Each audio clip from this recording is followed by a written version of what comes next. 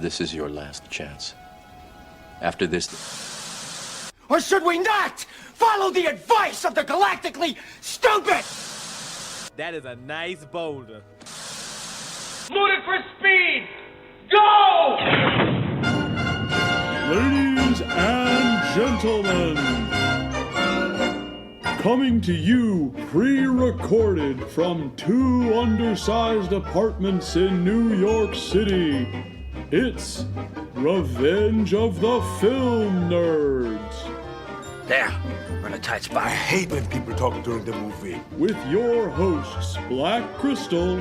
I'm not bad. I'm just drawn that way. And Jack Manley. What we've got here is failure to communicate. A podcast for nerds by nerds. Oh, you betcha, yeah. Failure is not an option. And now, here are your hosts, Black Crystal and Jack Manley.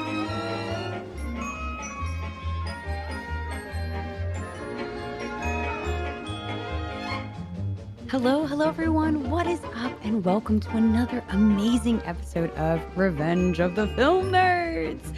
It's your girl BK, your host, and join with me today is my amazing and truly most excellent co-host, Jack Manley. Is it going, BK? This is a most auspicious occasion. I gotta say, I was a little surprised to hear you call it an amazing episode, but I see you reserving the excellent for me today. We appreciate that, but we gotta let them know why our vocabulary is most slanted at this point in time. What are we talking about today? Some would say most unprecedented. We are talking about, I think, one of my new favorites. It's crazy. We're going to get into it. It is Bill and Ted's Excellent Adventure. That's right, from 1989, directed by Stephen Herek and written by Ed Solomon and Chris Matheson. And BK, it's with those two writers that this idea comes about. This story, this plot, it's so simple, it's so elegant. It's something that really you can fall in love with easily, clearly, because this is your first time ever seeing this. Yeah, I cannot believe a cult classic like this just completely evaded my radar, because it is exactly by definition that. And I feel like we are going to have to talk about that more. But first, what you talked about, the story itself and how it is so simple yet so efficient, is genuinely why I loved every second of it. I am so angry. I'm like yelling at my family, like, why didn't you tell me about this? Everyone tells me of their stories of like watching this annually. I mean, even you, Jack, you were like, yeah, I've watched this maybe once a year or something like that. How come I missed this? I think once a year might actually be underselling how many times I've seen this film. For those of you who haven't seen it, one, do yourself a favor.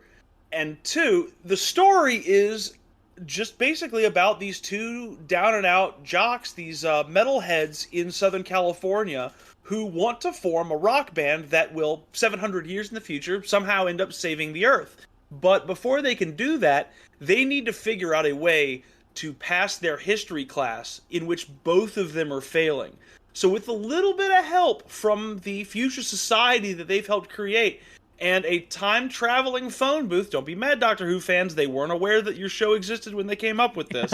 These two gentlemen have a most excellent adventure through time, meeting and, let's be honest, kidnapping historical figures in order to create the best history report that any high school has ever seen. It's simple, but it's masterfully effective, BK. Oh, I love it. And I think the way you talk about the story, laying it out like that, is quite hilarious.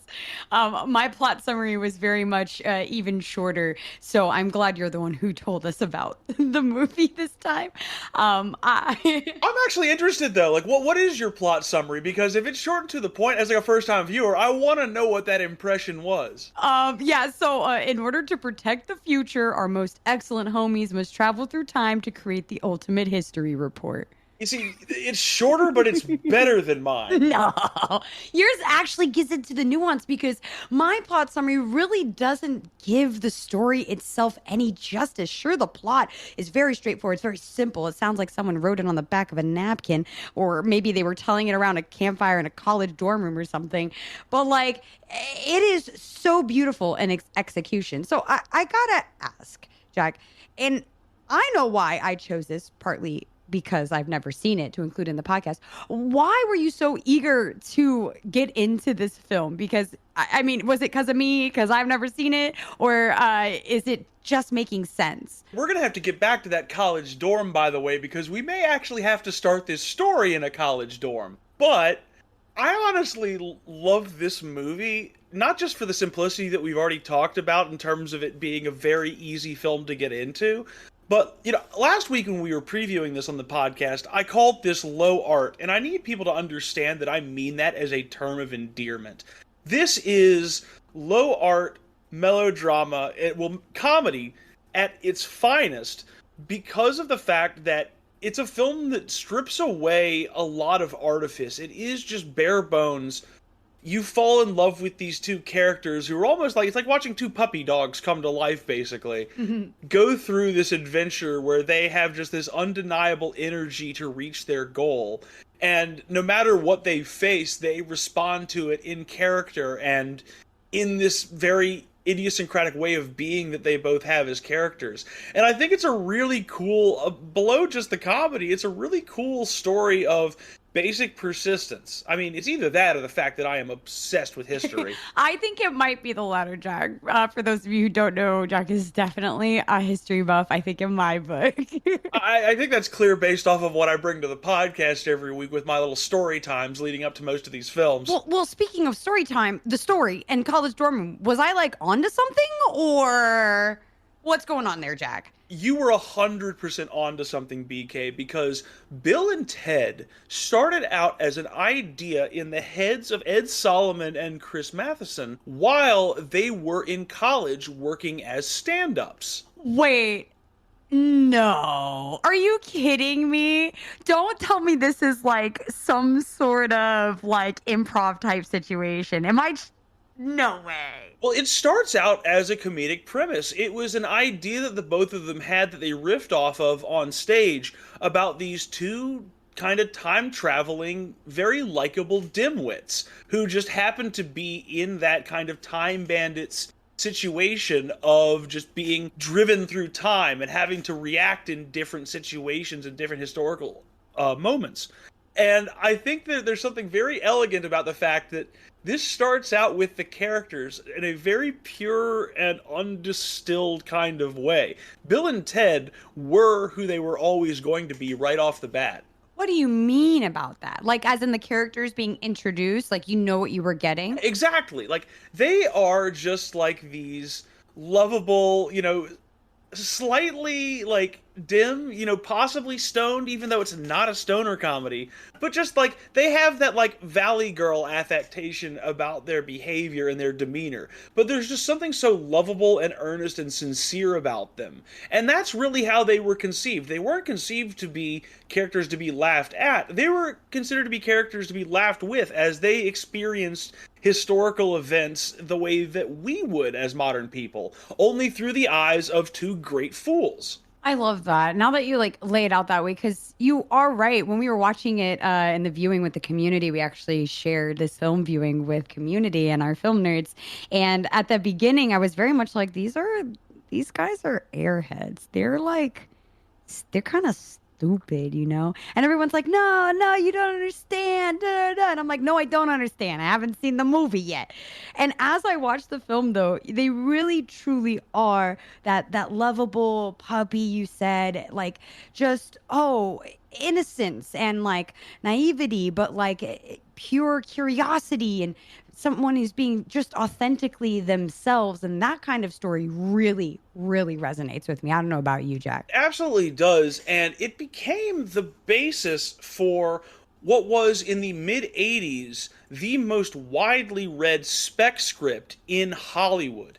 basically everybody in the mid-'80s in the backlots was getting their hands on this and reading it. And I mean, keep in mind, BK, this was something that was being shopped around as a spec script at the absolute height of the 80s teen comedy. You know, getting all the way back to Animal House in 1978, really showing the industry that there was a place for the more sort of bent, more edgy teen comedy. That genre, and then subsequently John Hughes's answer to it with the more sort of slice of life comedy, that was really what was driving the zeitgeist in theaters. So Bill and Ted was something that was considered to be a really interesting 80s teen comedy, but the problem was that people couldn't figure out really how to get it made. I mean, really? I'm kind of surprised. Like, and then maybe I'm not. As I said that, as that came out of my mouth, I went, oh, I'm kind of surprised. It's pretty simple. I feel like it was pretty low budget.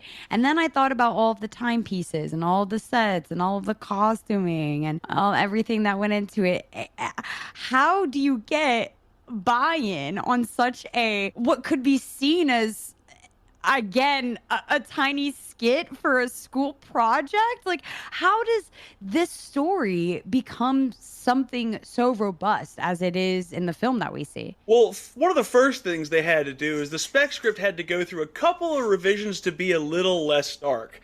I mean, for example, in Bill and Ted's Time Van, which is the original draft of this, mind you, they don't go and pick up Napoleon to accidentally kidnap him first. There's no easy way of saying this, BK. They end up originally in Nazi Germany and kidnap Hitler and bring him back to San Dimas instead. Why? Oh, no. Here's Hitler eating ice cream. Here's Hitler going down a water slide. No. Oh, God. So they found a slightly less repugnant dictator in Napoleon to replace him with. But there were other set pieces as well that they had to get rid of. I mean, they originally had Bill and Ted through a misunderstanding causing the death of Julius Caesar. I'm not gonna lie. I kind of think that's a little funny, though. I'm upset about it. It's a great idea conceptually, but also you see where kind of the, you know, will they, won't they attitude towards stoner subjects in this script kind of gets axed out, because they also cut a gag where they teach cavemen how to light a fire purely so they can get a joint lit. Oh, no. We missed out on such fruitful material. I kid. I kind of like the little nods, though. I feel like some of those might have been just too much. Like the set pieces they decided to go with really are quite perfect, I might say. There's something that one of our viewers at the watch party last night, I believe it was our friend T20, he pointed out that the script is extremely economical when you see it on screen. The film goes for about 90 minutes, and it feels like there's no real fat on it. Like, every single scene motivates the action or develops the character somehow.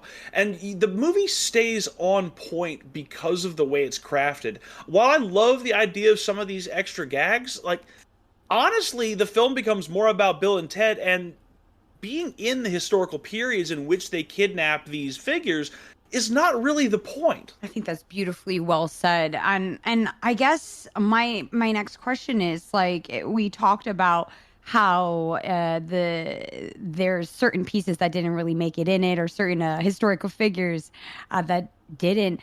I gotta ask, history aside, the sci-fi element, was that always in it from the jump? Was it always like, we want to see them in the future that has been created from then? I guess I'm not articulating myself very well, but what got me so interested was not that they were simply traveling from time, like some magic school bus or whatever, or magic treehouse. I don't know. Those are two things that do exist.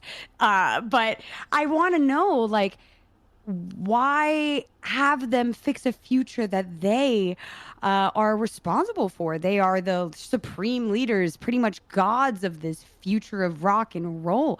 Was that always in the story? Was that something that, like, grew over time?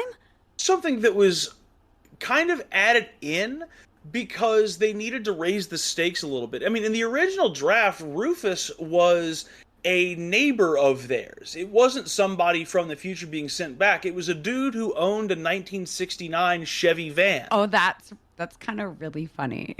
I mean, that was really the biggest and most notable change in the script between the spec script and what goes on the screen, is that I was not kidding earlier about the phone booth. They changed it from the time van to this phone booth because they were so worried about comparisons to the Back to the Future that they needed another device, and the writers and director Stephen Herek were completely unaware of the existence of Doctor Who at this time. So it's just a happy accident that they also ended up with a phone booth. That's so funny. And I love the phone booth idea. I was watching and I'm like, wait, is that referencing this or that? I thought Doctor Who came before. But let's be real. We're Americans. We didn't know what was going on with that. No, I mean, and plus, when you look back at that history, just briefly glossing over it a little bit, a lot of old Doctor Who episodes are just lost because the BBC had a policy of taping over old shows back in the day. So a lot of the old original Doctor Who stuff didn't get over here because it just didn't go out to any one period. But that all aside, like, this project was something that was hard to get made, not just because the script had to go through those revisions, but because studios wanted to do it low budget, but they couldn't figure out how. The most sort of ideal situation that the script ended up in is that Stephen Herek got a meeting with Warner Brothers about it, and WB wanted to do it for about $10 million, but they couldn't figure out how to get the cost down that low. So they were really a now polished script in search of a home. Oh man, that's the worst part when you tell me these stories, Jack. It's like, oh, we've got the perfect baby, but nobody wants to take it. Nobody wants to take it. Who made the leap, Jack? Who did it? Well, this is where we get back to a company that we discussed in the Total Recall episode. Not Coralco Pictures, but the studio that had Total Recall before, De Laurentiis Entertainment Group, based out of Wilmington, North Carolina. They finally took the leap on this script, and they decided that they were going to be able to make it for $8.5 million. So that is your budget on this film. It's occasionally reported as $10 million, but Stephen Herek is certain that they were on 8.5, so I'm going to go with the director on this one. But that was basically your budget, and you are on your way to principal photography in the spring of 1987. 10 weeks, 8 in Arizona, 2 in Italy. Wow, Italy. I didn't think about that. I was going to ask. I was like, okay, was it all like on set, on location? Because I remember some people in the watch party we had were mentioning that, like, oh, the Circle K, like, that's by where I live. That's definitely true, because at very least for the sequences that were shot in the United States for Bill and Ted's Excellent Adventure, most of them were shot on location in the Phoenix, Arizona and Tempe, Arizona areas. Like, that Circle K is just a Circle K on a street corner in Arizona. The water park that you see in the film is a real water park when you see the close-ups, which, by the way, the production did not have enough money to close, so they had to do all their filming in real close-ups and feature shots. And the wides were an actual water park in San Dimas. Point in fact, not one but 2 high schools that have since been torn down in the Phoenix area were the shooting locations for the sequences with the auditorium, the classrooms, and the exteriors. Wow. Okay, cool. Because now I'm like motivated. I'm like, oh my God, can I like go visit these places in real life? They really did such a great job at like making such iconic moments, I guess, with what they had to work with, like knowing those things about like not being able to close the part to get the shots and being able to like, you know, splice it all together to make something so seamless. I mean, this is a film from the 80s. Like, don't get me wrong. It's so easy to be corny. And this film somehow did corny right, but also somehow wasn't corny at all. I don't know how to explain this movie to someone or my opinions about how this film, because it's just so well done. They found the right places, the right scenes, and the right cast, Jack. Like, was it like a shoe-in? Was this like a, oh, we see him first audition, that's the guy? I gotta know, because that's my boy Keanu Reeves. Like, that, how did he get involved? BK, when it comes to whether or not this was an easy casting process, when I tell you that they saw between 200 and 300 actors for the roles of Bill and Ted, that is not an exaggeration. What? That's so many. Like, I don't know. you normally hear like 50, 60 that really make it through hundreds? According to Stephen Herek, they basically screen tested every young male actor in Hollywood at the time. And they did, in this process, strike gold a little bit early, because it was during this part of the process that they discovered and quickly cast Keanu Reeves. Wow. I assume, the role that he played in the film, right? Absolutely. There's an urban legend that he originally tested for Bill and that Alex Winter originally tested for Ted, but that kind of came about because the characters are very similar, both in the way that they test and in the final product that you see on screen. So you did have this idea that Keanu was going to be Ted early on, because he had this likability about him, but he also was able to play up the parts of Ted that I think are very interesting in comparison to the Bill role, because Ted is definitely more passive. Like, Alex Winter described him as having a floppiness to him. He's a guy that is confident in himself and responds to things positively because he's okay with taking life's punches and rolling with them.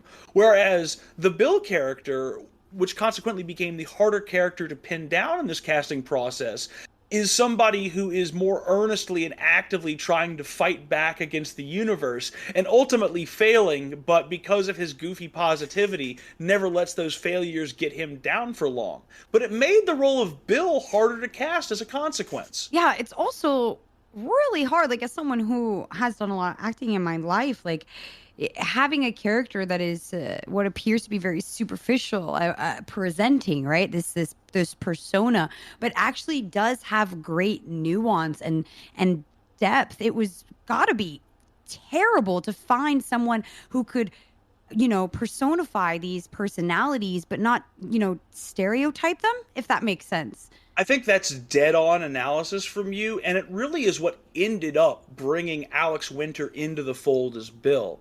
And that all started because of a very, very little happy circumstance. One day during these tests, Keanu got to set really early, and it just so happened that the only other person that was there for the test so far was Alex Winter. So, being two young guys in Hollywood who, have done this process over and over again, they don't get 90% of the roles that they test for. They just do what you always do in these situations. They strike up a conversation. And it turns out that Alex Winter and Keanu Reeves at the time had quite a bit in common. They were both bass guitarists. They both had an affinity for motorcycles. They were both, at the point, very politically curious, though not politically active, very politically engaged people. And they both, as it turned out, the longer they talked and the more that they worked in tests together, had a rapport because they both saw the characters the same way. They both felt very deeply that you could not play Bill and Ted as caricatures. They had to have a real investment in what they were doing. They had to care about the circumstances they were in. And they had to find a way to do that through dialogue that is very funny and very deliberately posed as seeming superficial while having a deeper meaning.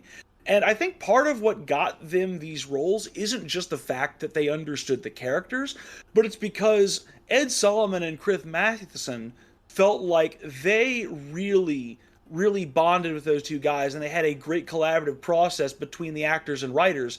And the director had a great collaborative process with the two as well. It just ended up, despite being a grueling casting process, being the right marriage of principles. I love that story, though. Like, when you hear a story that kind of backs up a vibe you've had, or when you've seen a lot of films and you can tell how genuine and how awesome the performances are, and to hear that they had that rapport like in real life is just so cool. Like, that's such an awesome fact. I love the fact that they really bonded over how they interacted on this film and how they actually developed those characters.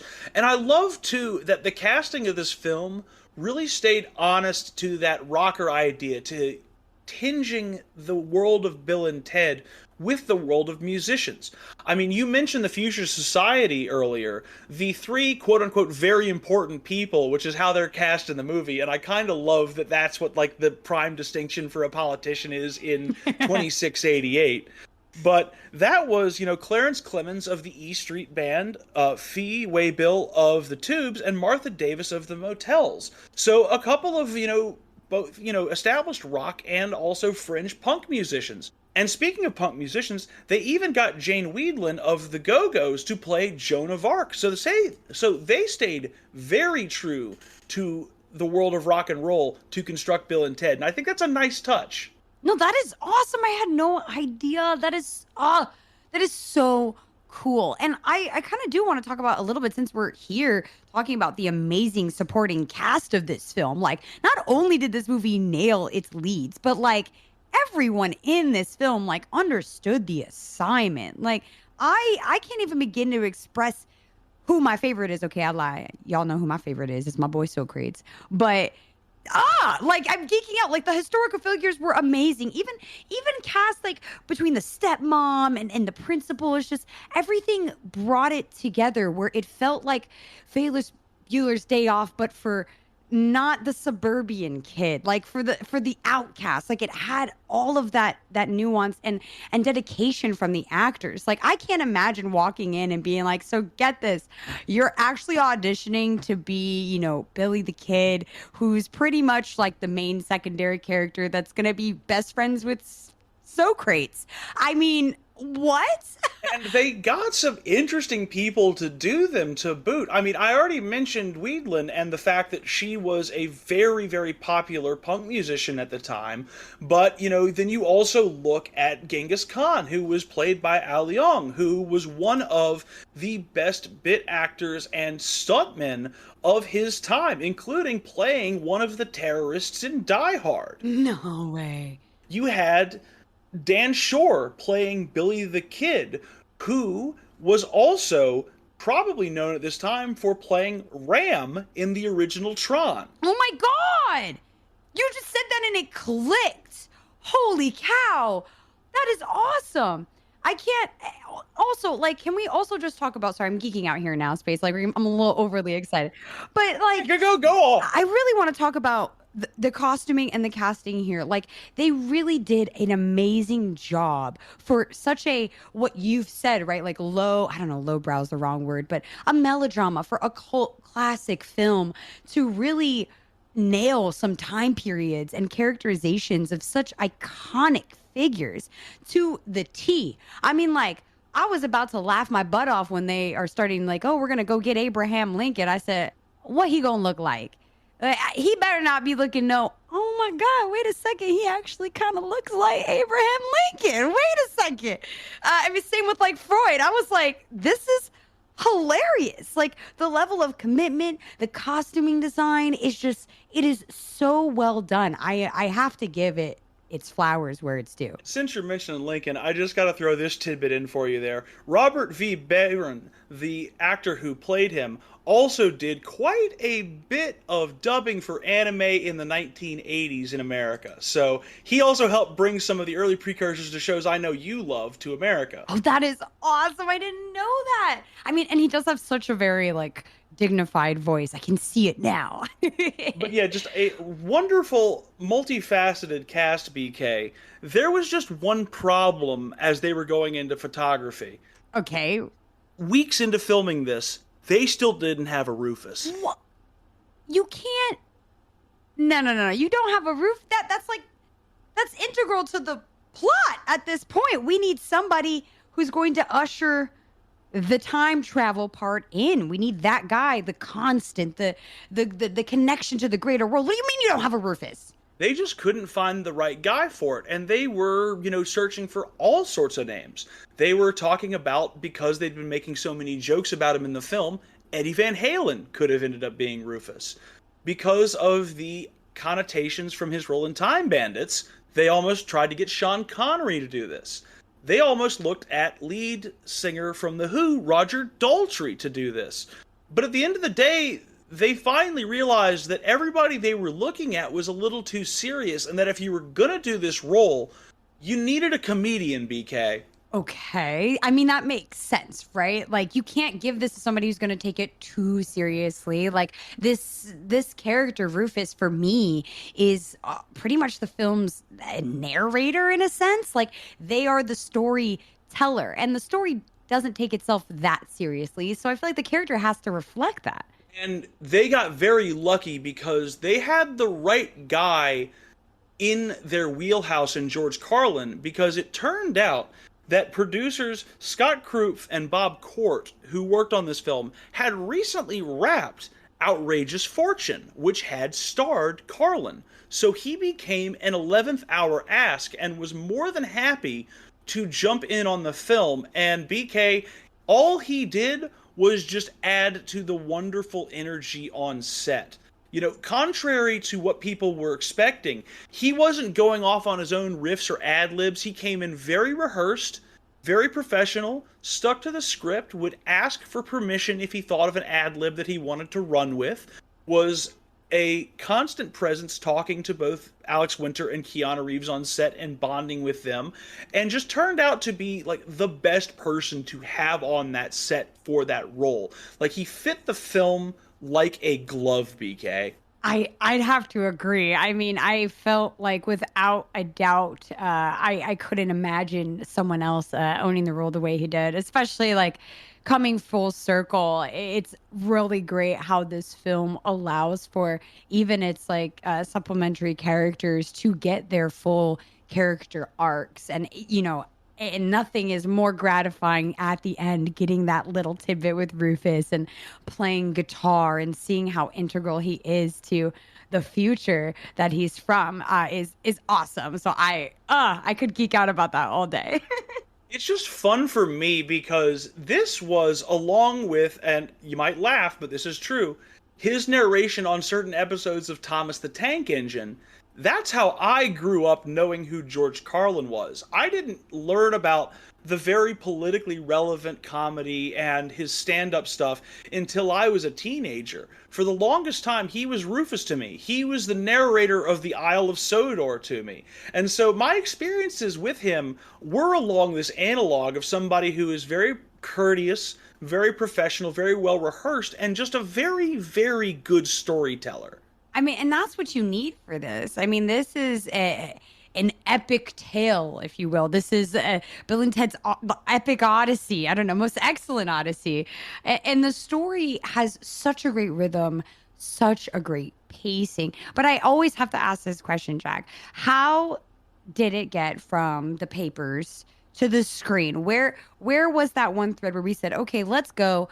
Green light, we're in it. We've got the cast, we've got the story, we've got the locations. Let's get it going. Was there anything crazy that happened, or was it just the stars aligned and they said, you have the go forth and prosper?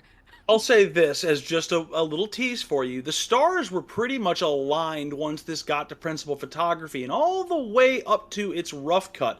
Now, granted, there are a couple of hiccups in production, but the real drama of this begins once we get towards the post-production end. But even though, I will say this, there was definitely a little bit of drama on set for two reasons. One was the phone booth, and the second was the ending. Oh, man. Okay. Well, that's a lot. So can we start the phone booth? Because I know how the phone booth was filmed. So I can only assume that caused stress. I could be wrong. Alex Winter basically described it, to just preface it, as the worst carnival ride at the worst carnival you've ever been to. Oh, my God. Well, I mean, I guess that makes sense because it was like an actual phone booth, y'all. Like it was a real phone booth that was all practical effects, and apparently it was breaking all the time, which would be very frustrating for me. But imagine a phone booth on top of this hydraulic type lift, just shaking you around against like a green screen or a blue screen or whatever. I'm already sick to my stomach imagining that. Not only that, BK, but because this was before really polished computer animation, you had to have 9 or 10 people in that phone booth to do the shots. And you're in Arizona, and you're under studio lights, and you're on a literal gimbal attached to a hydraulic system, as you mentioned.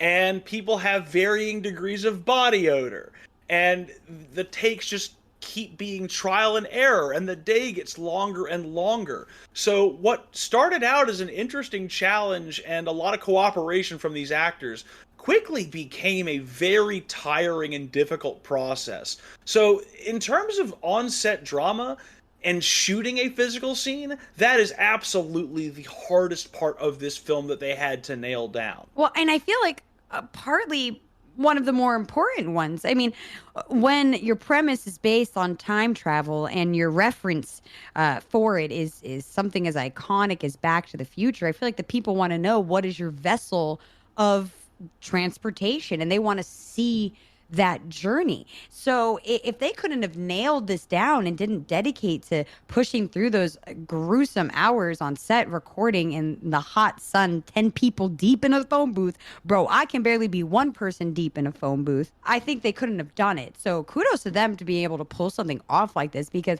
this is pre-CGI, as we noted. Like, this is like old school, like computer animation. Like, and that's just around it to make it feel like it's moving through time. Phone booth is still real, y'all. I think, though, it's actually a pretty elegant use of non-photorealistic CGI, because you need the threads of time. As you said, you need the time travel to be an experience. And the threads of time looking sort of out of a computer, looking sort of like a disreality, that plays in these sequences, in my humble opinion, because I think that you don't want something that looks like it's polished. You want something out of this world for them to travel through.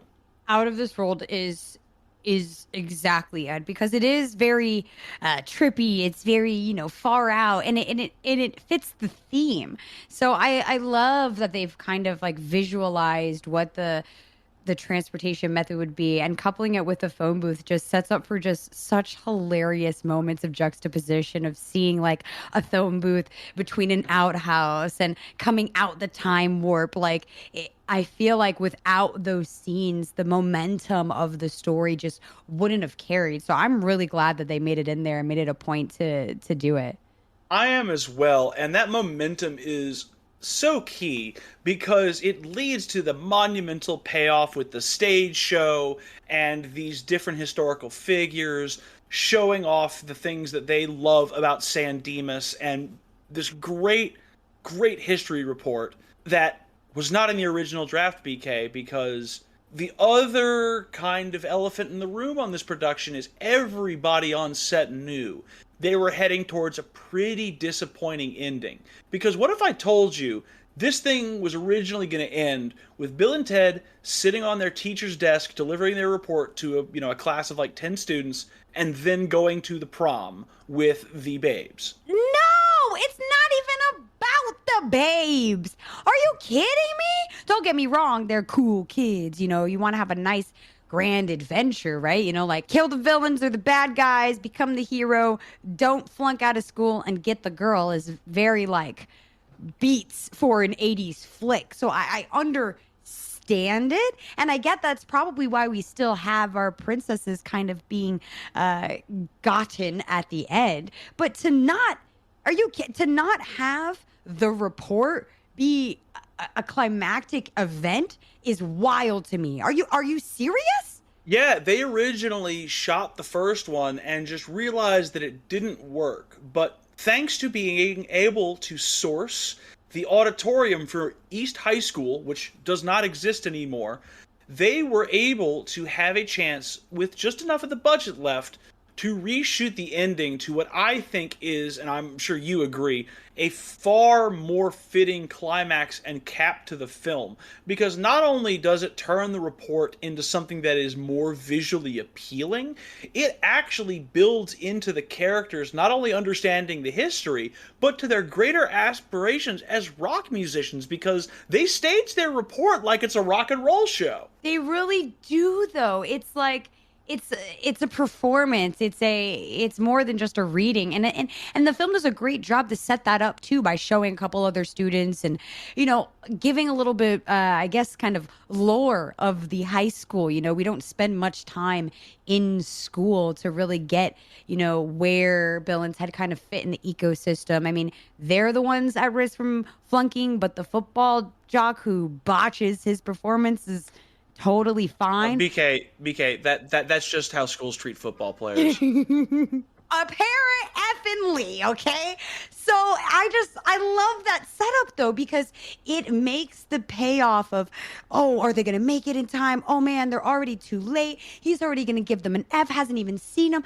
They get there, and not only do they deliver a performance of a lifetime, but it's so educational and so true to themselves. It's exactly what you thought it should be. So to me, it's crazy that wasn't like in the initial broad strokes of the story. And it's funny too that you mention their interactions with the other students as well, because this is something that ended up kind of on the cutting room floor, because when they get the rough cut of this film together, it was, and there's no other word for it, a sprawling 2.5 hours that involved more interactions with their fellow student body and sort of cast them as the stereotypical 80s, losers to the jocks.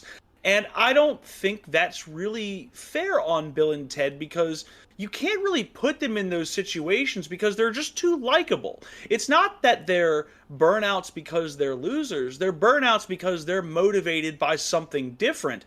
And through learning history in this film, their journey is that they learn they can be motivated not just by themselves, but by loving other things too, and by engaging with other things as well. So it's hard to put guys as stereotypical losers who can deal with the journey that they deal with in stride. It really is. And I feel like, Jack, that's why this story really does resonate so strong. And I feel like it rippled through society, through culture, because I don't think you can genuinely escape this. Yeah, sure, I've never seen the film, but I was very much aware of a lot of references, or it was embedded in me and didn't even know. So this film very much shaped a cultural landscape, but none of that could have been possible if it didn't actually get released in theaters. And I know you were hinting towards it earlier, but was there a problem, or was it a glorious story here? I'm nervous about this film actually releasing, Jack.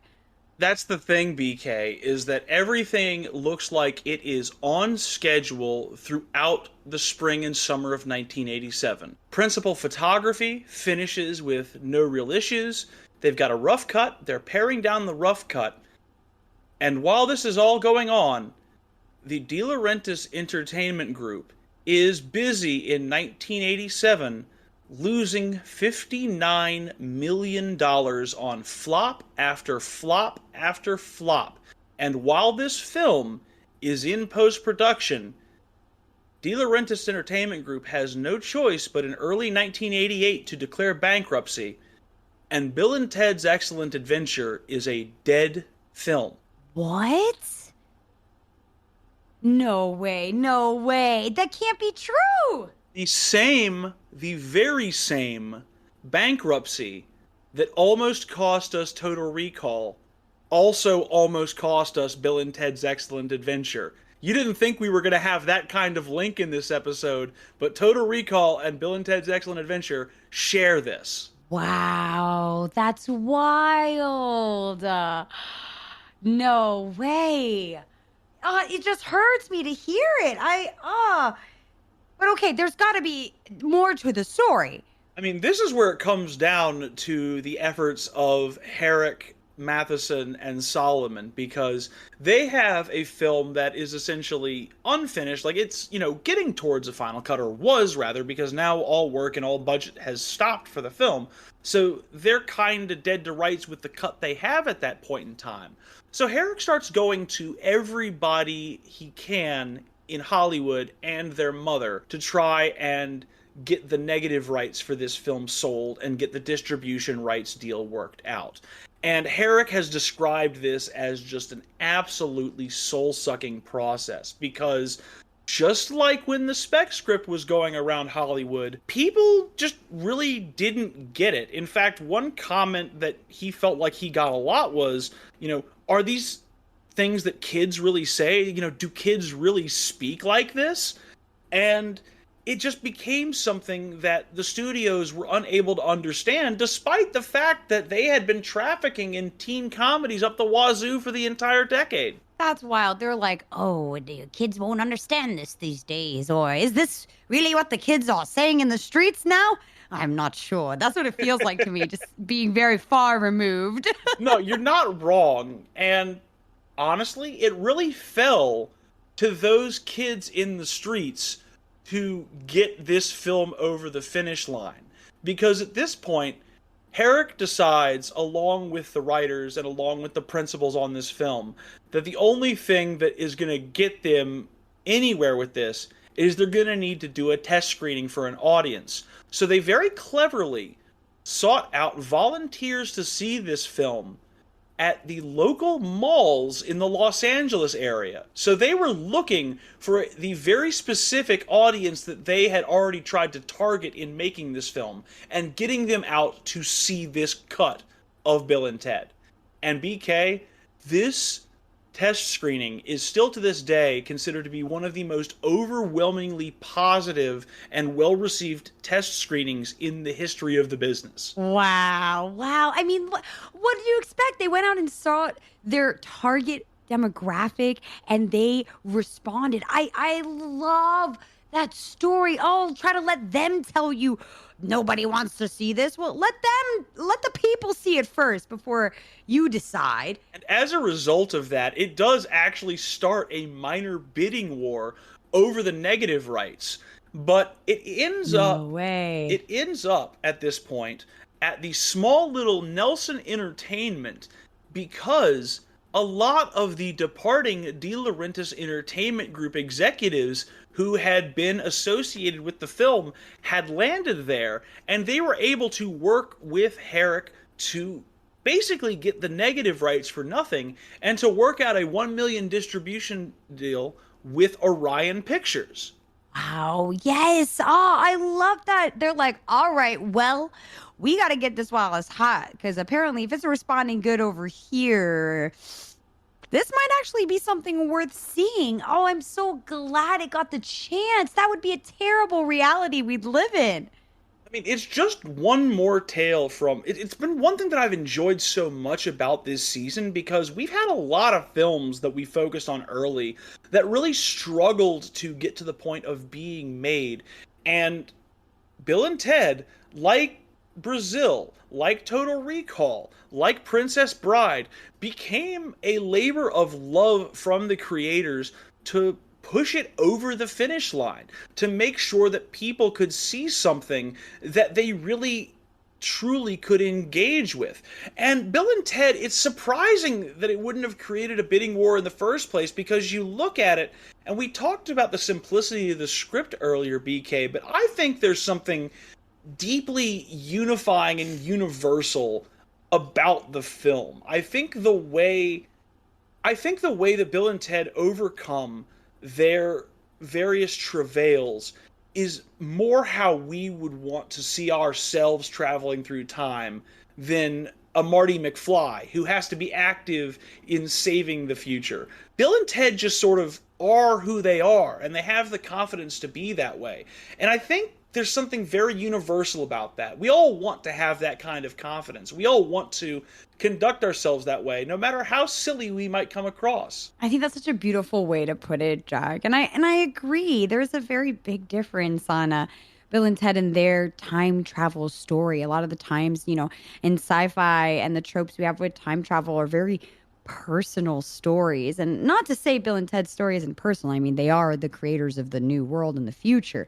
But it seems as if they are active passengers, as you might. They're someone who's, you go on a vacation and you're participating in it, but you're along for the ride, you're along for the trip. And I think that energy that the movie conveys too is Bill and Ted, our main characters, are on a ride, and so the audience can also just kind of join in on that ride. They don't have to buy into the characters right away. They're buying into the story. And I feel like that's why this film is just so strong and connected with me so deeply. And I mean, not to mention the amazing soundtrack and philosophy stuff, but I mean, it's just such a simple story that you can really see yourself on the journey with Bill and Ted, like you said, Jack.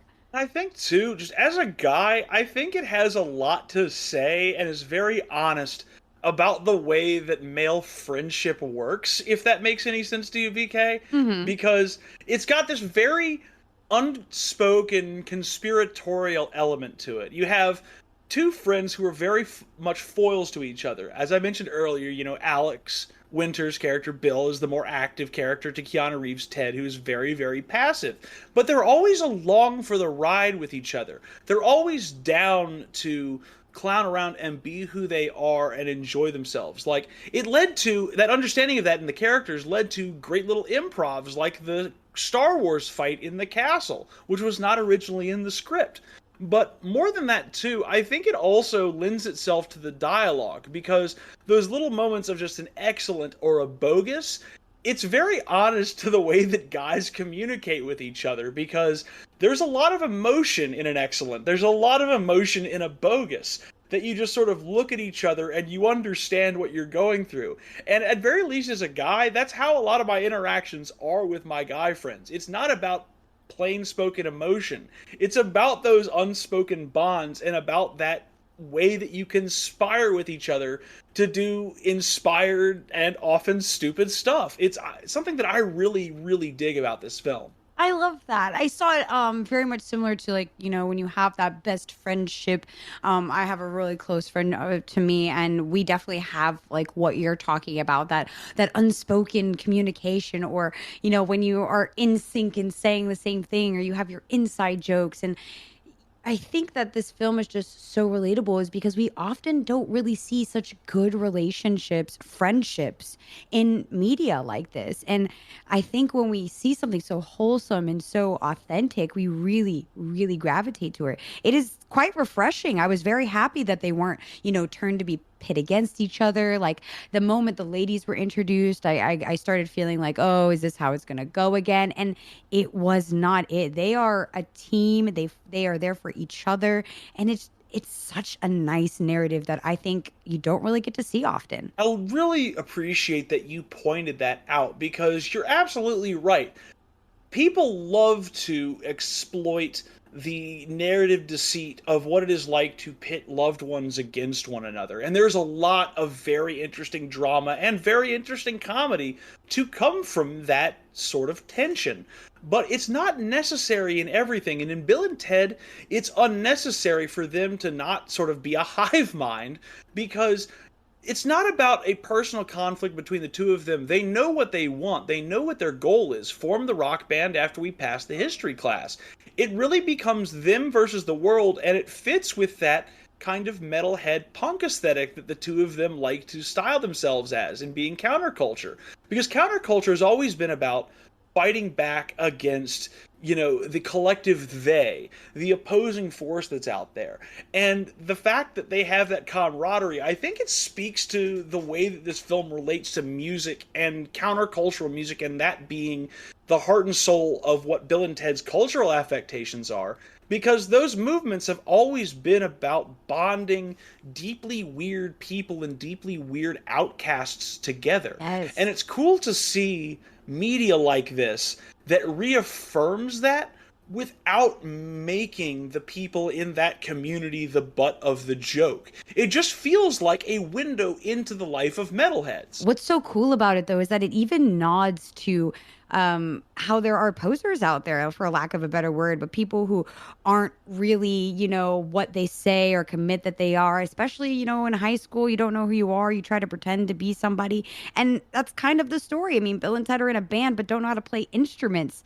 To me, that screams poser. But when you watch the film, to your point, Jack, is you can see they do embody that which is metal. Like, they embody it. They just needed that drive, that one little push. And I think that story also hits me so hard too. I hear from me personally, or from my friends at school, a lot of the times where you have those kids who just aren't the overachievers, and they're stifled a lot, and they don't have a Rufus to set them on their path or set them on their journey to tell them that they can do it against all of these odds, against everyone telling them otherwise, from their families not supporting them or being there, conscious of what they want. It's such a robust story, this film. Like, I can't even stress it enough. I love that you said that, as well as like how the culture bounds outcasts together. I mean, the historical figures are all outcasts in themselves when they're out of their timeline. So that theme is so strong and prominent. Like, that is so awesome. I'm really glad you brought that up. Even in their timelines, a lot of them are outcasts. I mean, Joan of Arc was burned at the stake. Socrates was forced to drink hemlock because they were considered to be corrupting figures of their time that we now lionize because they were fighting against the power. That is true.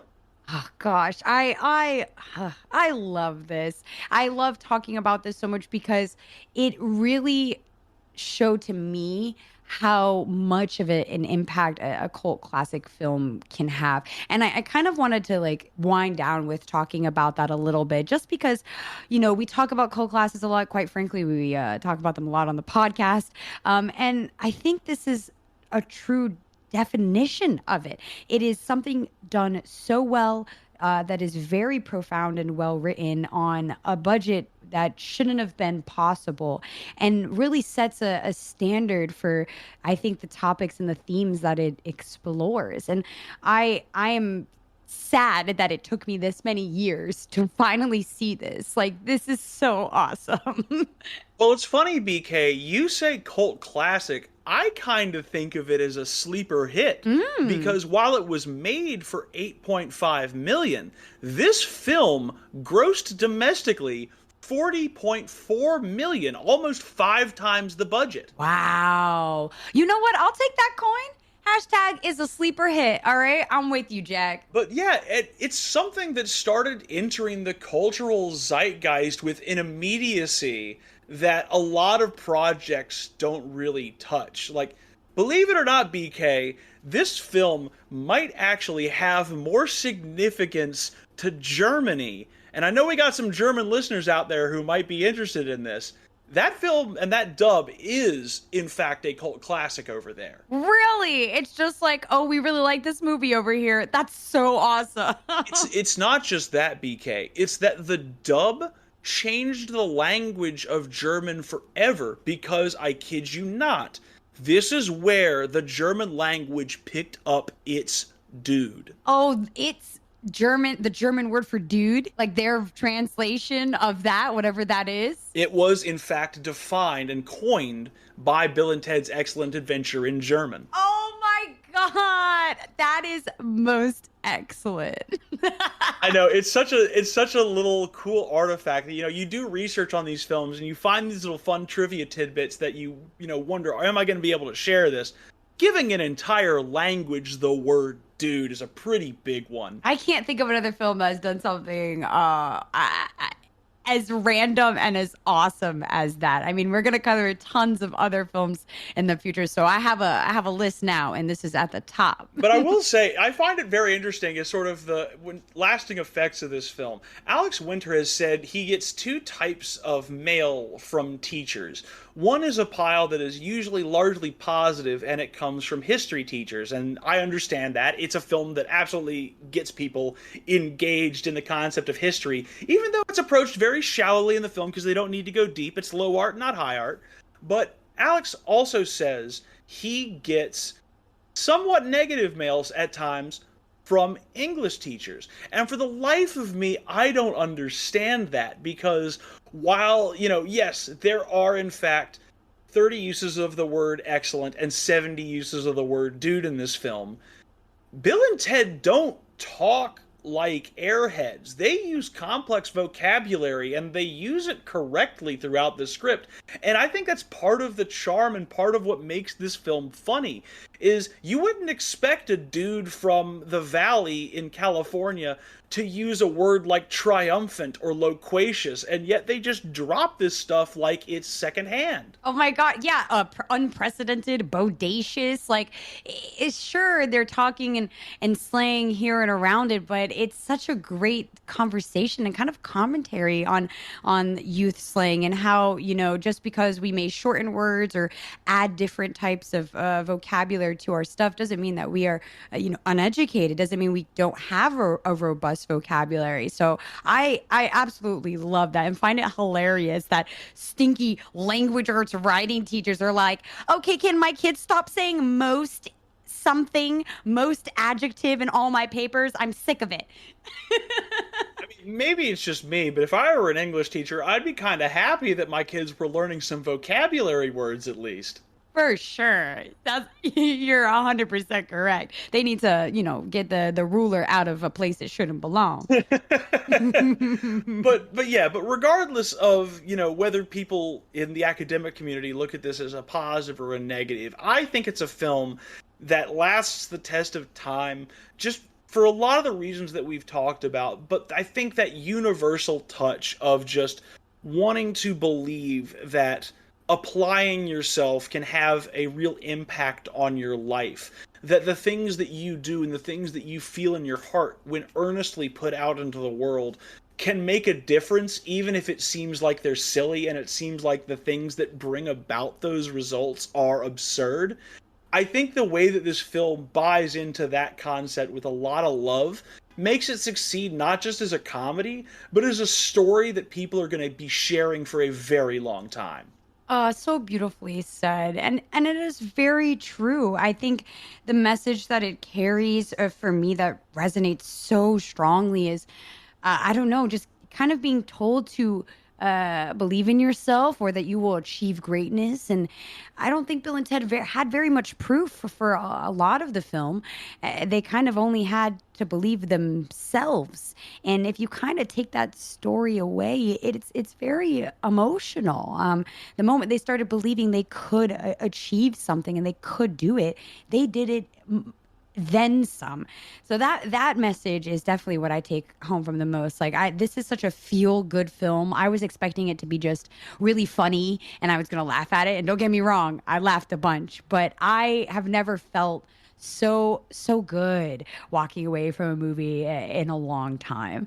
It's so nice to have been able to share this film with you, BK. I have very much enjoyed our ride through this September and through the start of this season. Yes, I am thrilled. And we've been just hitting bangers after bangers after bangers. And it doesn't stop. Because, we're getting into the scary season, the spooky season, the spoops. And we have so many awesome films coming. I'm sorry, so many most excellent pieces of film coming for y'all to check out. But Jack, I'm gonna let you tee up this next one because it's your pick. Yes, it is. And I'm gonna preface this. This is a film that I'm not gonna be able to be unbiased on because it is by a creator who is deeply important to me at a spiritual level. So we next week are going to be starting off our month of horror with Alex Garland's Ex Machina from 2014. And it's going to be special for me to review this, not just because it was my favorite film of the last decade, but because Alex Garland is an artist before he was even working on films, created art that touched my life. His 1996 novel, The Beach, is still probably the most resonant piece of fiction that I have ever picked up. And whether it's his novella The Coma, his scripts for 28 Days Later and Sunshine and Never Let Me Go, or his directorial work with Ex Machina, Annihilation, it's hard to pin down how important an influence he is on me in terms of what I like to think about, the way that I see the world, and the modalities of thought I go through. And that he got the opportunity to make a film like Ex Machina that is itself so complexly written, so intricate, and so devious and dark underneath the surface of it. To see him knock that film out of the park, and we'll talk about how he knocks it out of the park next week, but BK, it's going to be a really special podcast for me next week. I am thrilled to hear about your connection and to learn more about the creator of the film. I had no idea. 28 Days Later is one of my favorite zombie films. So, redefined how to tell horror and zombies. I'm obsessed, and I can already kind of see the similarities in his style now. So I'll hold off, but I had to geek out a bit to let you know and let our listeners know that I'm super excited. I mean, y'all know I'm such a sci-fi fan, and when it comes to artificial intelligence, AI, and anything Black Mirror-esque, you can see how much I enjoyed. So we're gonna keep it going with something a little unsettling with Ex Machina. I'm so glad you tossed it up there. And some really cool, spooky stuff down the pipeline. So if you want to get your fix, don't worry. We're going to be bringing you all the Halloween horror vibes throughout the month. Our lineup is awesome for this season. Shout outs to Jack for the amazing recommends. I hope y'all have had such an amazing time listening, because I know I did. It's been so awesome talking about what is probably one of my new favorite films. I feel like I'm starting to have a lot of those now with this podcast, Jack. I'm gonna need you to just stop recommending good stuff. Can you just cut it out? It hasn't been lost on me, though. I mean, well, first off, this is your pick, not mine, so you got to give yourself credit. But secondly, we're now 6 films into the season. Everything you have chosen has been a success story at the box office and made a profit. Everything I have chosen has either been a small little indie film or has been a cult classic that didn't make back its own budget and had to gain notoriety over years and years. I'm sensing a pattern. It's good, though. We got to keep it spicy. We got to give the people what they want. And you do such a good job at broadening my horizons. I love every second of it. And we got those cult classics and picks from you coming up, too. So don't worry. Oh, don't worry. I would not have it any other way. This is always a delight to do. Yes, well, thank you everyone so much for vibing out with us and listening to us. If you made it this far, we really appreciate you. We've got tons of watch parties coming up. Actually, every single horror film we are getting into is going to be there for the community. So if you're following us on Twitter at RFN_podcast or on Instagram at Revenge of the Film Nerds, that's where you can get all the deets for our watch parties and see what we're up to. I know Jack has been doing awesome about adding some cool content and flavor text, really talking about films that are adjacent to what we cover. So highly recommend you give us a follow there. Yes, please do, because I will be honest, we try to get this around an hour to an hour 15 every week. I can't fit everything that I study and learn about these films into just one podcast. And so I've got to have that little outlet on Twitter to put up these little extra facts for you guys. I need it as much as you want it. So it's a good relationship. Yeah. Yes. So if you see us out there, please give us that like, give us that retweet, give us that follow. All of your love and support and downloads mean the world to us. We really appreciate you being a part of this film nerd community, and we hope to bring you really good content every episode. I think that's it from us today, Jack. I feel like I could have talked way longer, but we definitely have hit time. This has been a most auspicious occasion, BK. Why, yes, indubitably. All right, y'all. All right, folks. See ya and take care. Have a great one.